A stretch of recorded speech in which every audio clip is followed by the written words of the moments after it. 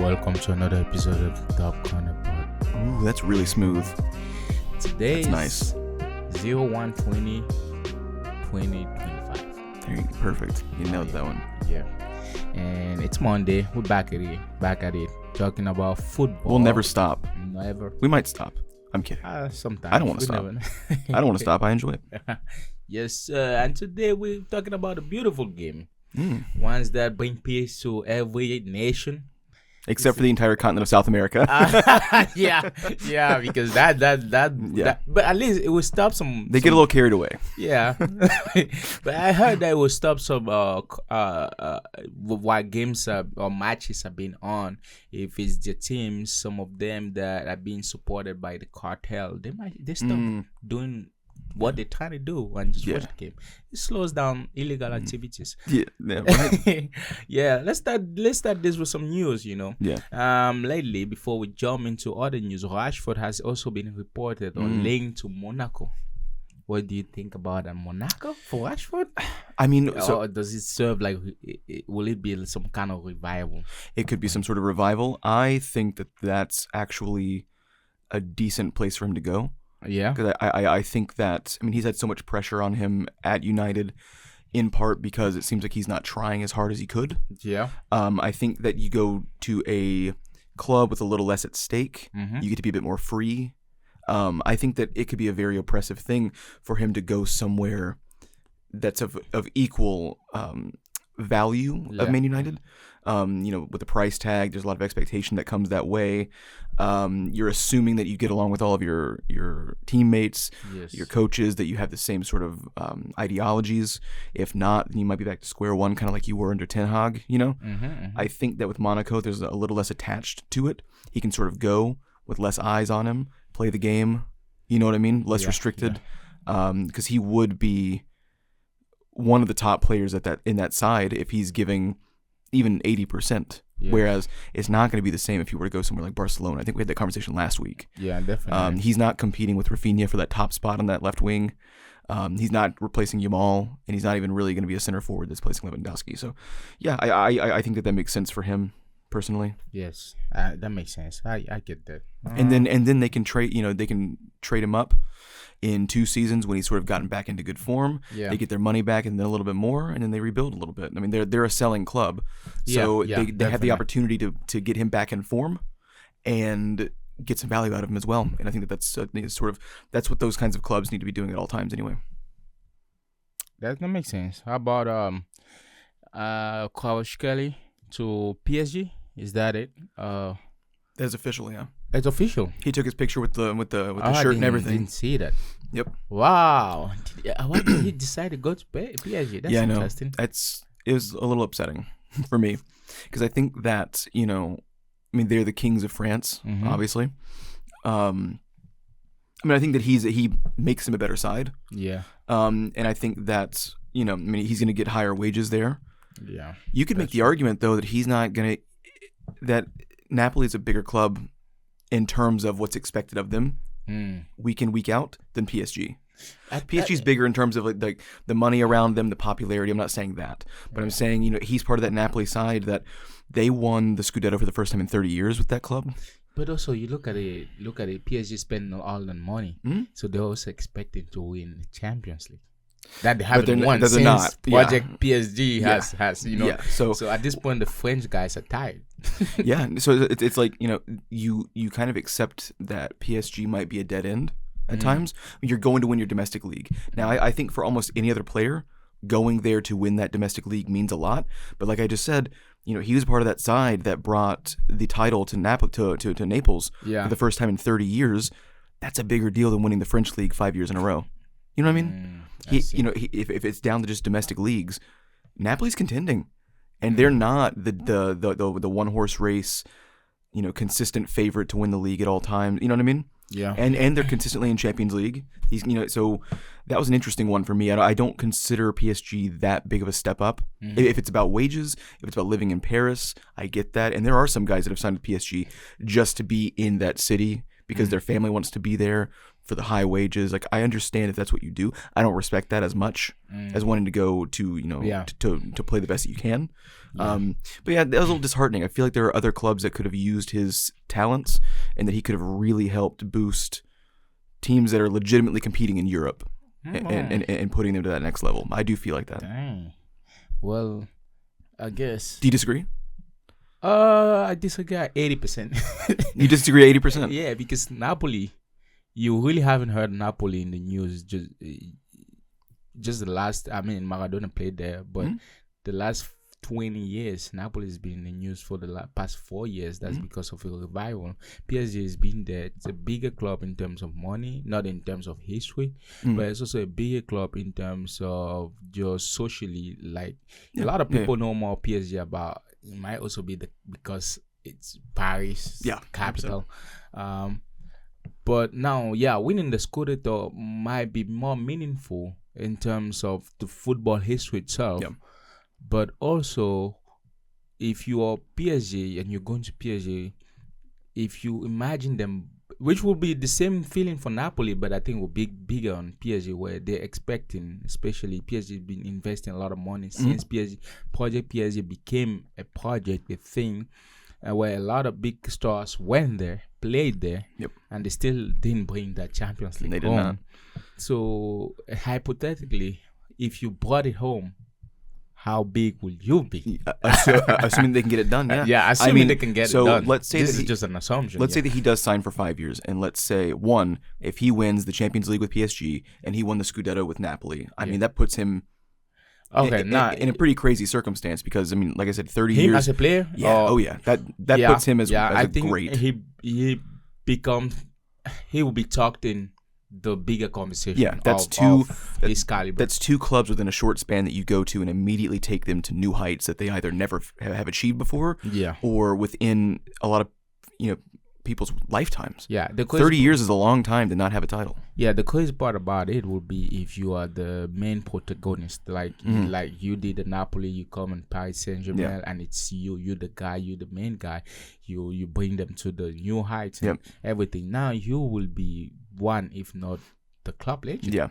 Now let's say that he goes for 5 years, and let's say that they win the domestic league 4 years out of the 5. With him having already won the title for Napoli, in that fashion that he did, is he just kind of sitting there holding those French titles, going, "Yeah, that's cool." 4 years. I think it kind of steps down a tiny bit because of what you were able to achieve with that squad in Napoli. You're expected to win these titles now. They mean a little bit less when you're expected to win those. Yeah, I will agree in that term, because in Napoli you would not expected to win just because of how the league. You're not even expected to play in Europe, really. And that's true. But if you're in Paris Saint-Germain, you really expected to win because, first of all, you guys dominate the league. You have the most money. You have the most talented players. So how come you gotta win? Winning there is not more. It's more of it's something you do, So there's no magic to it. Yeah. There's no tribulations to it. It's just normal.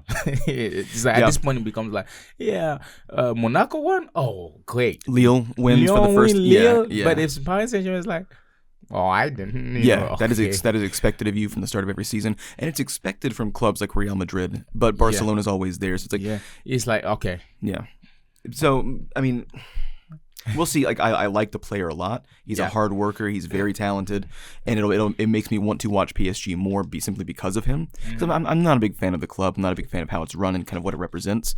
But I also don't. You don't like Saudis that much. No, it's something about the you're expected. You're acting like you've already won the Champions League before and that you deserve to be in that conversation. Yeah. They're imagining a trophy case full of titles that they don't have. Yeah. But I mean, that doesn't change the fact that they are the winningest in the French league. It is basically a one-horse race every single year. And I don't think that breeds quality and excellence to go play. Yes, to go play against the very, very top sides. They imagine themselves in that arena, and once they get there, they usually bow out kind of early. So I do think that there are other clubs out there that could have used him. Yeah. And that he would have played just at let's say that he plays lights out for PSG. I think that he could play lights out in the other top clubs in Europe. I think he's a very good player. So It's just a little disheartening to see that, but it does make me want to watch them more, and I will watch them more once he's there. Colomwani to Juventus, just a rumor? Oh, No, it's not happening. it went, well, because PSG went again. Because PSG had too many players out on loan. And it took until after he signed contracts for him to figure it out. So it fell through. And so Kvaratskhelia was supposed to sort of replace Colomwani as a forward, not as like a true, like a position for position, but just, one forward in, one forward out. But now Colomwani's staying. Apparently he is sort of exiled from the PSG camp. He's probably not going to be like practicing in other places, like solo practices. But it was very clear that this transfer, this loan, this move was because he is 100% not in the plans. So now it looks kind of like he could be in limbo until the end of the season. I mean, because he probably won't start much, and he might not even be practicing with the first team. Even though I think that you should. I mean, he's still, whether you think that he's good enough for that club or not, and I don't think that he's really that good enough for PSG. He is still a first team player. Okay, he's on your bench somewhere, I think at least. But yeah, and it's not the first time that PSG have had some sort of office issue with paperwork. They've missed. Who was that? Do you remember that? It was like three years ago or so, where they just like filed paperwork late or something. Like forgot to sign something, and then like the transfer fell through. But regardless, this is not the first time that something like this has happened in the front office for them. Yeah, I think that they're just focused on other things. I think it's just that Parisian nightlife that they're all super into. Well, I'm just kidding. But yeah, so Colomwani's stuck there because it was supposed to be Colomwani goes to Juventus to sort of replace Dusan Vlahovic, who is being checked out by 3 or 4 different teams, including Arsenal, as a potential, out and out number 9, which could be interesting.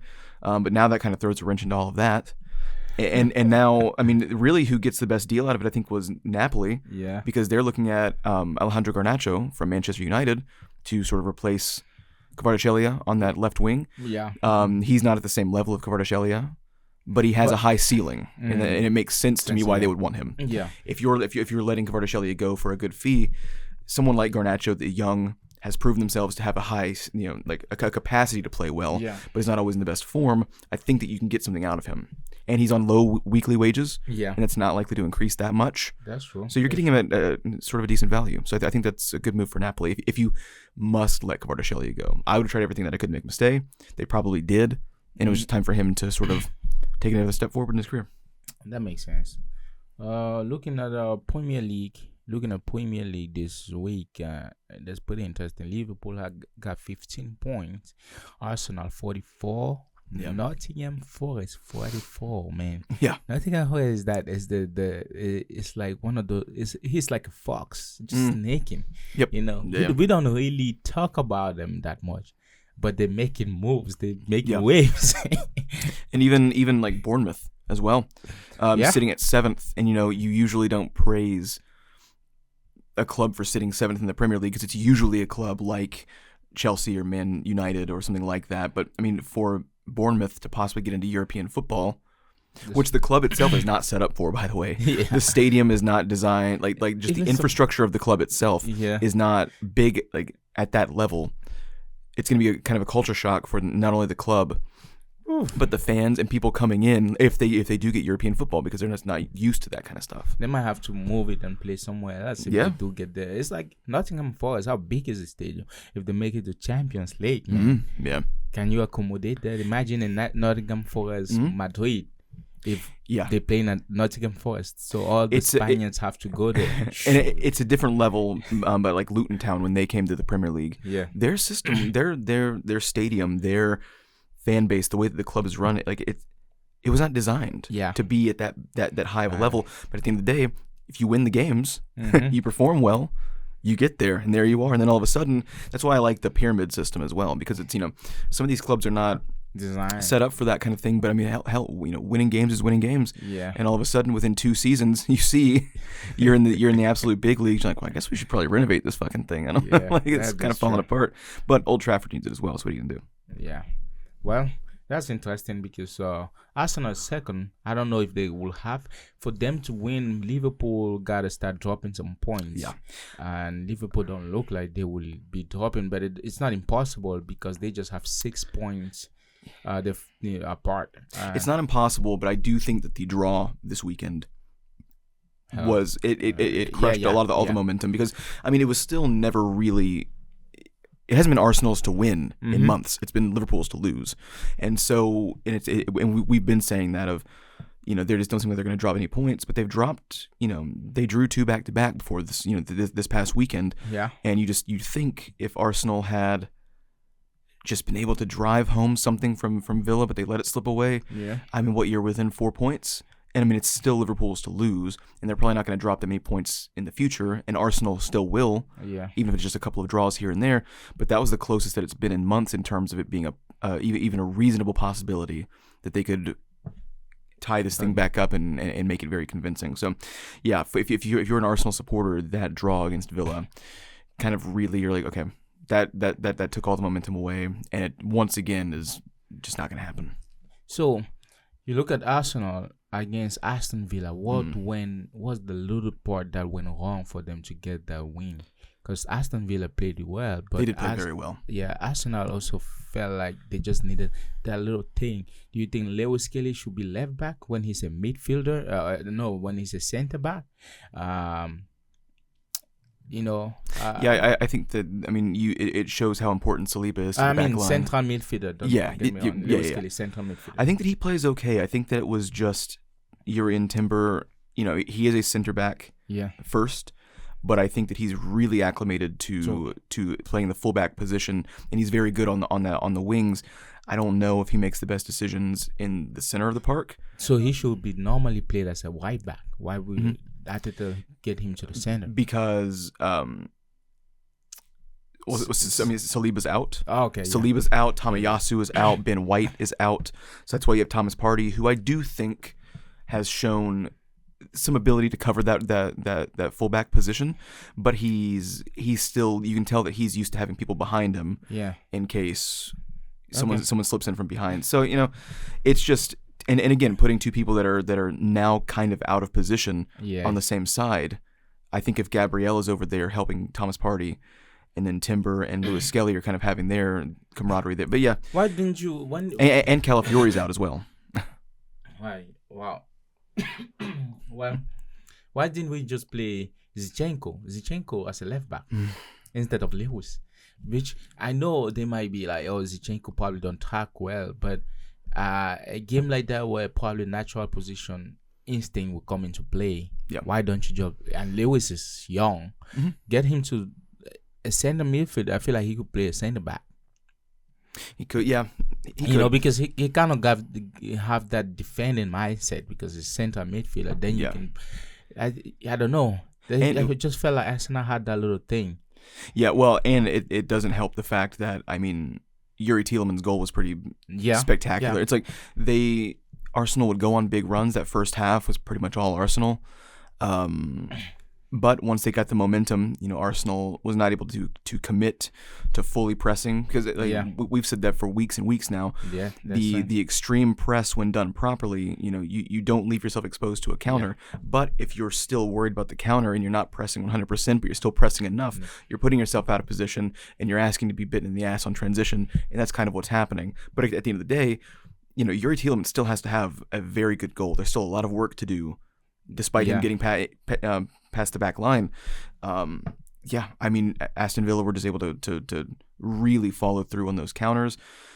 Kai Havertz up front, still not working. Yeah. A lot of chances being missed, and you know, Aston Villa just they really took hold of the chances that they had. Ivor was right about Arsenal. So what? Was he? Who? Patrice Evra. Saying watching Arsenal, I always feel like the next episode, like watching Netflix. It's always the next episode. When are you guys gonna win? Actually, yeah. Do you think it's time for us to start talking about Arteta? Because he's been at the club for long. Although, yes, you get in the conversation of top 4, top 5, the best or whatever. But do you want to always be in that conversation and never actually win something? Because now, if you think about it, he's spent a lot now, 700 million. Or does he still get a little a little slack. This, saying, okay, we see why or where he's going wrong, or because he's not having so and so players. But if he gets all of this, then he will win, or he might win. Yeah, I think that for me at least, it's not so much the coming up short. I think that we had this conversation, I think 2 weeks ago or so. Yeah. The squad is better on a player-to-player basis than it was in that late Arsene Wenger era, during the Unai Emery era. The squad plays better. Yeah. The squad is full of better individual players. Yeah. Even in that squad that had Mesut Ozil, he didn't quite reach the same height that he did at Madrid at Arsenal, but those early years that he was at Arsenal, he was still very, very good. He was one of the best midfielders in the league.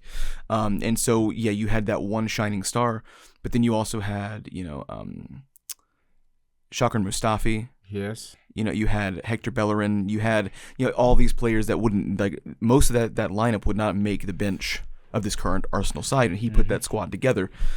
I think that my main issue with him is the way that he talks to the press, and I think the way that he's trying to inflate the value of that camaraderie. He's always complaining about oh, well, the ref didn't do that. Like, we played well. We deserved the win. Yeah. I think it's okay to say that you didn't deserve the win sometimes, and I'm starting to see that kind of seeping through on the field as well. Of if we lose, we're robbed. We were robbed. We're wronged. Yeah. And wronged, especially this week, where it kind of felt like the every ref call were mostly in favor, or when you had that VAR call, it felt like they went and complained a little bit. It felt like they should have been. And I think that when you start instilling that in the players, when things don't go your way, because it's not always going to go your way, they sort of throw their hands up and shut down, as in, well, it's already decided. They don't want us to win. And, like, you see the players deflate instead of saying, we need to take this game by the scruff of the neck and jerk ourselves back into position here. That's Martin Odegaard's job, and I don't think that he's one of the ones that complains the least. I think he's one of the ones that still feels like he's trying. He's not easily deflated that way, but I do think that he needs more of that, because I think that a lot of these guys are young and they've been told by their manager that they deserve certain things, whether they are getting them or not, and then placing the blame on other things. I don't like that, and it's being instilled in the fan base as well. Yes, and it's one of those things. We've had the conversation about American football as well. I'm an Alabama Crimson Tide fan because my family have always been. But that said, I do not like the Crimson Tide fan base. Yeah, I don't like the fan base. I think that they're petulant sometimes. They expect to be in the title games every single season, whether they deserve it or not. And I think that Arsenal fans are kind of that way as well. You need to be able to look at the club and say, this is not working out. Yeah, we need to do better. Yeah, and it's like two things can be right at the same time. Like Arteta can be not meeting what the club thinks that he needs to meet, but the club can still be better than they were. Yeah. You know what I mean? Like, I think that we're forgetting that, 5 years ago we were, fighting for 8th place. Yeah. You know what I mean? Yeah. And being nowhere near the conversation for the Champions League, which is not a competition that we even really excel in, but we think that we're entitled to be in that conversation, and we're not. So I think that all that together makes the club slightly unlikable, very unlikable in a lot of ways. But I think that it's impacting how the players on the field are able to carry themselves in the match. Yeah. Okay. That's true. Let's go to United. United Southampton. Is it United? No, United Brighton. What do you think about the game? I mean, Amorim came after the game and said, I think I have it somewhere, where he kind of said, we are not good for the moment, and he's not going to change his philosophy of and how he sees the game. Yeah, and they will have to suffer for a while, and that's just the reality. And he also say he don't think the attitude that they have, or whatever the boys are, they are trying, but it's not really what they're supposed to be at.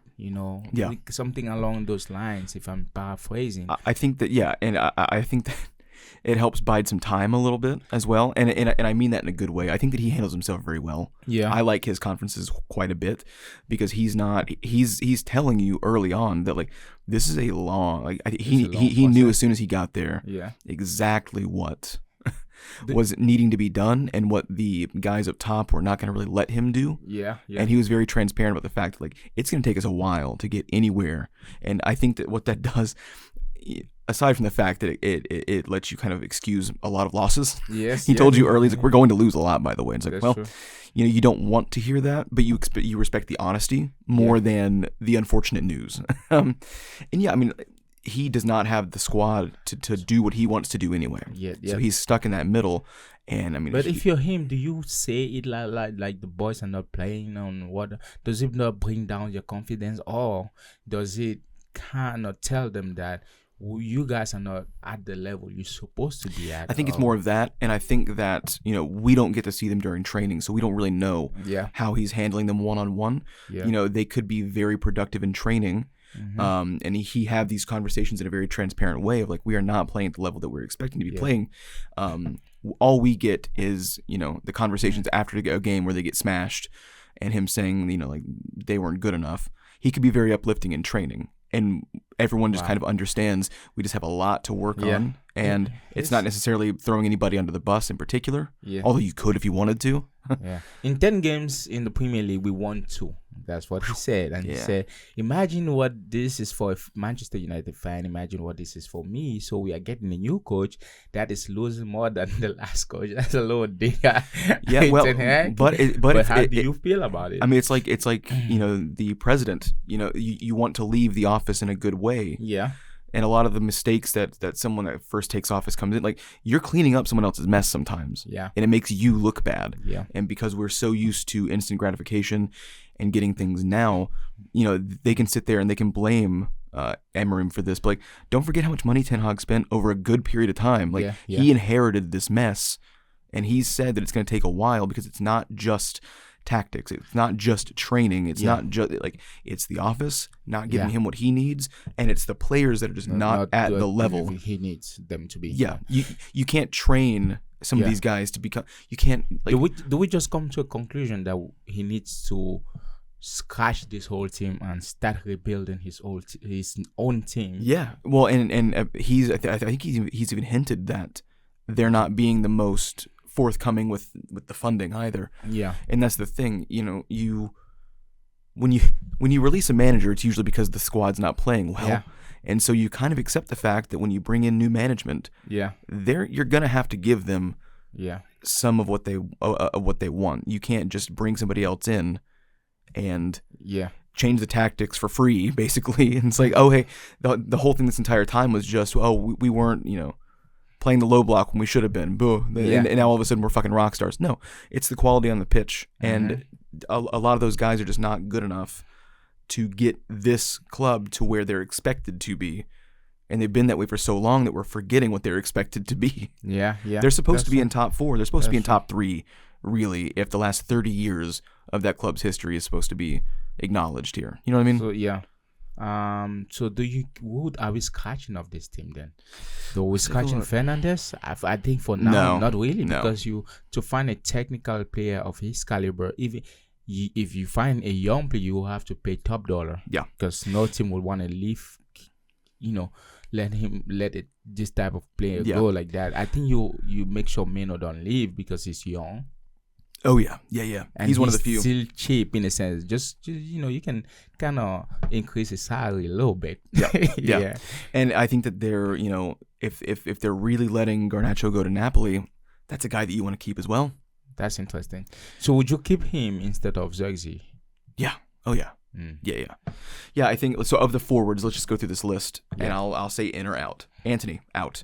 Amad Diallo in. Holy cow, in. Garnacho in. Okay. Højlund out. Okay. Rashford out. Yes. Ethan Wheatley, let him play. I don't know. Zirkzee out. With all due respect, I'm not dogging on him. But you know, you need someone like a Dusan Vlahovic. You need someone like a Victor Osimhen. You need that guy. In the midfield, Manuel Ugarte in. Mason Mount out. Menu in. Fernandes in. Okay. Eriksson out. Casemiro out. Yes. You know, how about Lenny Yoro? Because he seemed kind of out of sorts for the last couple of weeks. I think we haven't seen enough of him because he's coming also back from injury, Yeah. so we don't know really how top he will perform in this situation. Not talking about his past, but just in the Premier League at this level, in this situation where he's in form. So I think for now, especially that you spend all that money, you don't want to spending money, you know, because that then you're just spending for nothing. Yeah. How about this guy? We're supposed to be profitable on him, so I'll let him in for now. Yeah, I agree. Mazraoui in. Yeah, I think Martinez out. Yeah, I think Lisandro Martinez is. We've talked about it for weeks, and when I watch him play and people give him praise, I just feel like I'm watching a different sport. Yeah, I'm not only watching a different team. I'm watching a different sport. I'm like, I don't know what you guys are thinking that he's supposed to be doing, but it's not that. Okay. Victor Lindelof out. Yeah. You know, one thing about Emery I think is interesting. He's been getting good form out of Harry Maguire. Yeah, that's interesting So too. yeah, and you know, De Ligt has some mistakes in him. Yeah. But I think that he has a very high ceiling, and I think that the back line is something that Emery has kind of been improving overall. Dallo in. I think even though there are better options out there, I think that he's the least of your worries sometimes. Plus, he's not that old. He's 25. So he got time to get better, to even get to his prime, because he hasn't gotten to his prime yet if he ever gets there, you know. So, yeah. And then I think, you know, I know he's your boy, Andre Onana out. You want to Onana out? Yeah. You will let Bayindi?